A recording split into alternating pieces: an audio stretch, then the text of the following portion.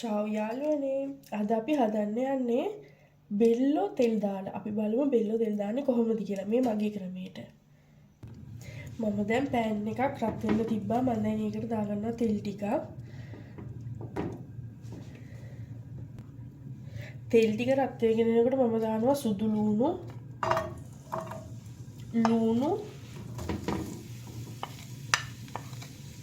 මිරිස් රම්පේ කරපිංචා කුරුදු පොතු ඒ ඔක්කොම දාලා මම තෙලේ ටිකක් බැද ගන්නවා දැන්.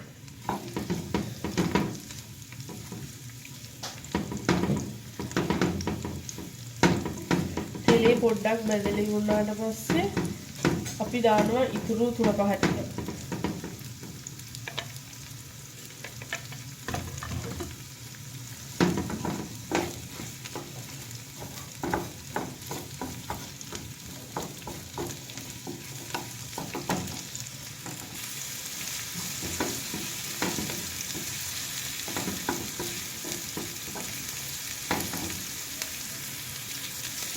මම ආයෙ පොඩ්ඩක් කලවම් කරනවා.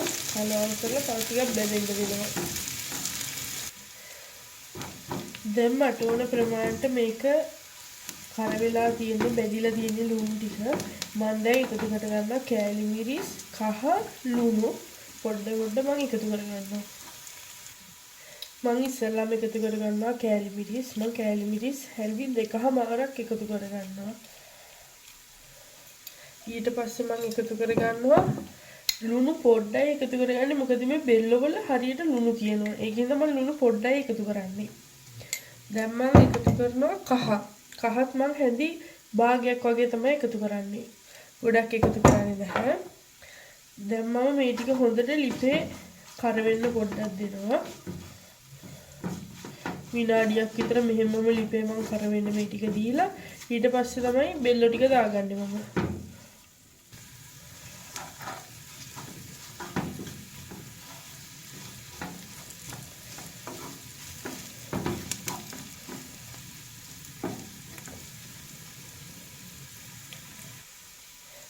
දැන් මේක හොඳට මට මේ ප්‍රමාණවත් වෙන්න බැදිලා තියෙන්නේ. මම දැන් ඒකට බෙල්ලෝ ටික එකතු කර ගන්නවා. මේ බෙල්ලෝ තම්බලා තියෙන්නේ ඉස්සල්ලාම. මේ බෙල්ලන්ගේ වතුර එකත් එක්ක මම මෙහෙමම එකතු කරනවා.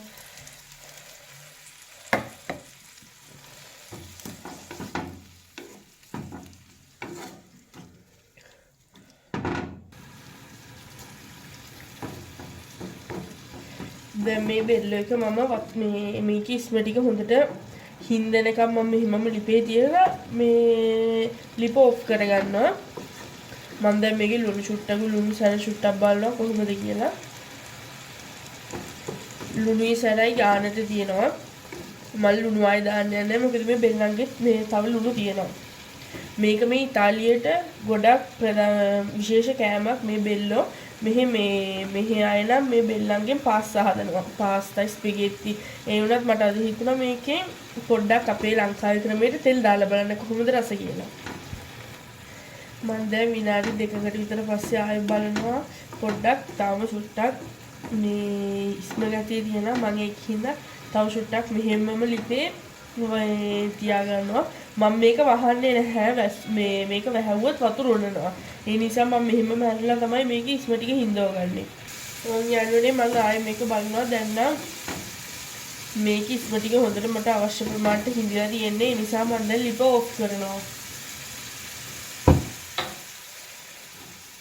දැන් මගේ බෙල්ලෝ තෙල් දාලා මම ඉවරයි.